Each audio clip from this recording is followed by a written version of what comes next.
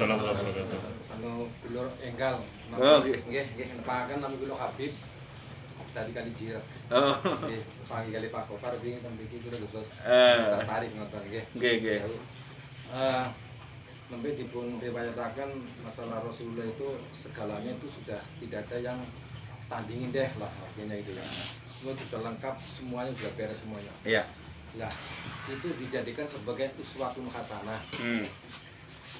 Ya otomatis mestinya yang merasa jadi apa namanya itu umatnya Rasulullah itu mestinya kan selalu mencontoh Rasulullah dalam satu kehidupan, dalam satu agama, dalam satu apapun saja gitu loh. Iya.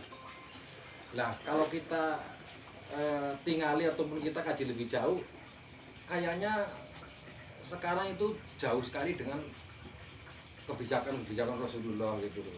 Artinya kok kenapa banyak sekali yang menyimpang gitu loh. Artinya sampai terjadi ada masalah kaitannya dengan Islam itu juga itu sudah termasuk apa namanya itu saling mengejek, saling dan sebagainya lah gitu. Yeah. Ini akhirnya dunia ini semacam ini. Tadi disampaikan oleh Pak Yai itu bahwa apa nama itu saling ejek, saling mancing-mancing, padahal semua itu ada kekurangan dan sebagainya. Nah ini gimana sih caranya untuk mengatasi hal itu? Kenapa kok tidak ada satu kebijakan dari para ngalim-ngalim itu tidak menjadikan satu bagaimana mencarikan satu ukhuwah yang kuat yang bisa tidak dilecehkan baik dari segi apapun, sehingga sekarang Islam itu menjadi satu momok lah yang sangat luar biasa. Mungkin itu yang belum saya sampaikan. Terima kasih. Assalamualaikum warahmatullahi wabarakatuh. Waalaikumsalam warahmatullahi wabarakatuh. Betul.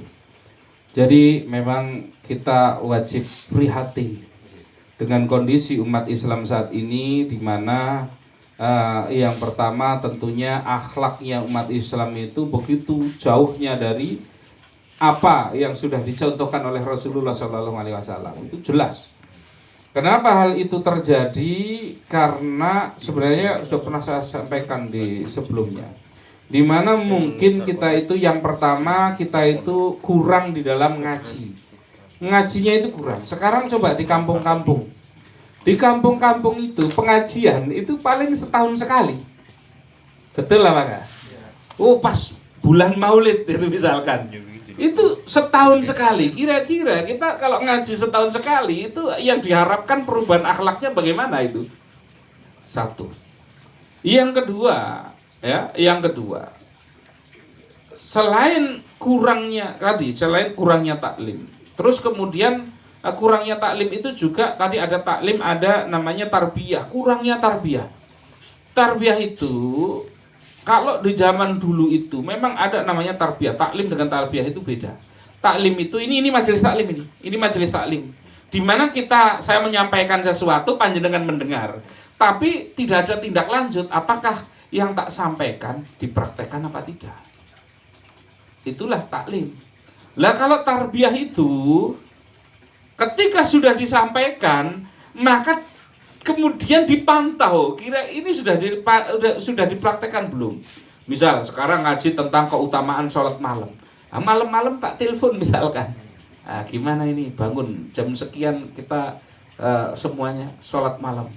Istiqomah. Terus dipantau setiap hari. Itu namanya tarbiyah. Nah, jangankan tarbiyah, taklim saja masih sangat kurang. Itu satu. Yang kedua, sudah disampaikan bahwa Rasulullah itu pernah menyampaikan begini, bukan bagian dari golonganku mereka yang asobiah. Apa itu asobiah? Asobiah itu adalah fanatik terhadap golongannya. Bukan golonganku, bukan golonganku. Mereka yang asobiah. Jadi gini, menganggap pokoknya satu-satunya yang benar adalah kelompok saya, yang lain salah. Ini asobiah. Ini semua yang disampaikan Rasul memang nanti bakal terjadi. Sekarang kita banyak yang asobiah gitu. Wah, kalau organisasinya yang dihina nggak terima. Tapi kalau Rasul yang dihina, dia bisa mengatakan Rasulullah itu rahmatan lil alamin.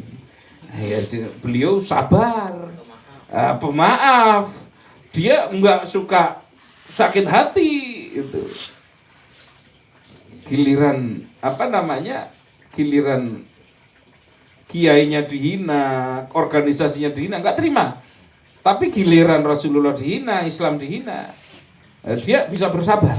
Ini kebalik. Padahal harusnya sesuai dengan yang dikatakan oleh Rasulullah, kita itu adalah fanatiknya, ya cukup kepada Islam.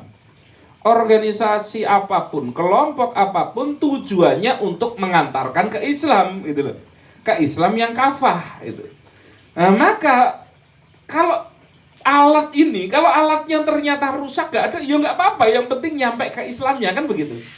Nah, selama ini memang adanya begitu. Akhirnya satu kelompok menyalahkan dengan kelompok yang lain. Penyakitnya apa? Penyakitnya karena yang pertama tidak mau komunikasi. Yang kedua asobiah itu tadi. Yang ketiga ini kurangnya silaturahim. Ini kurang banget silaturahim. Maka majelis ini adalah saya berusaha menjadikan majelis ini tidak ada kita itu, wah kamu harus A, enggak. Madhab saja ada 4, itu kan.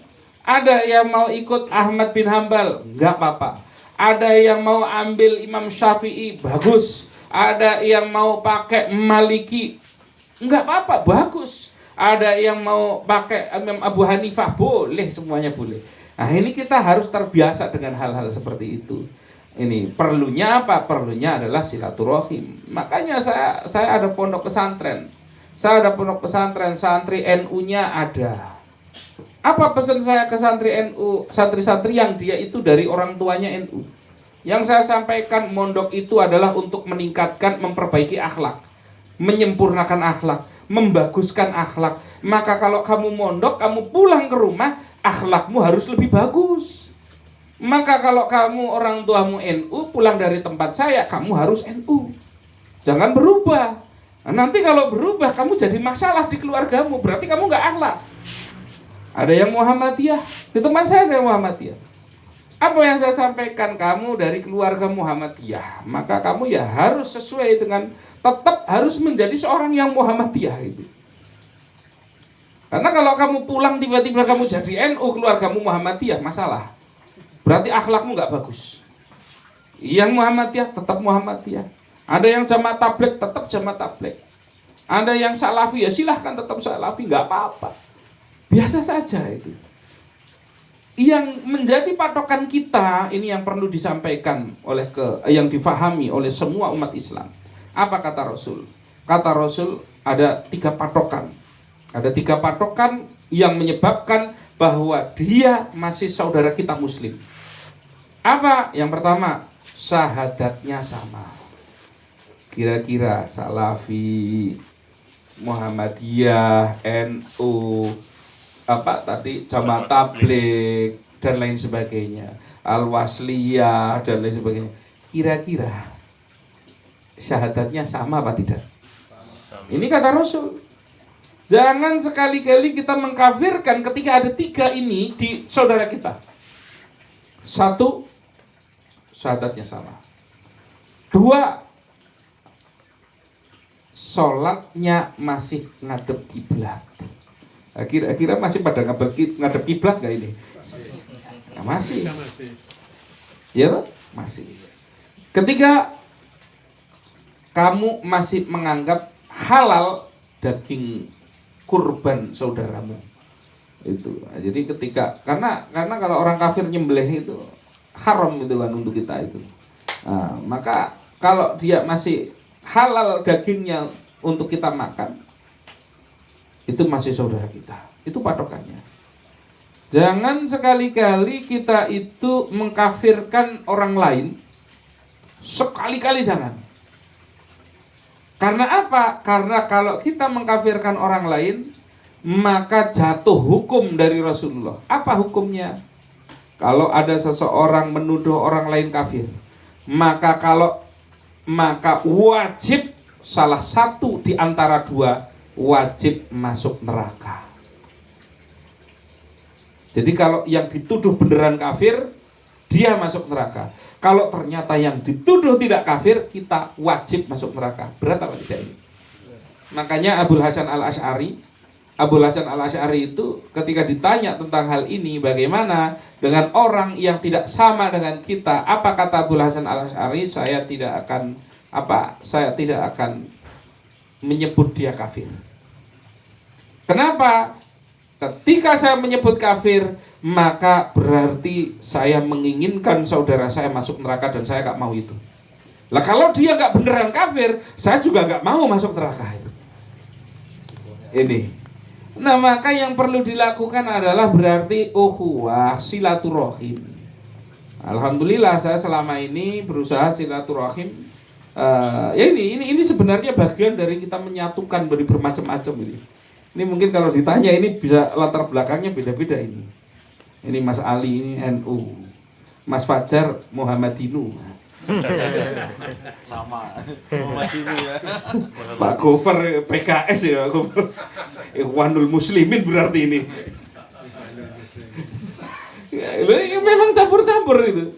Enggak apa-apa, itu biasa saja itu.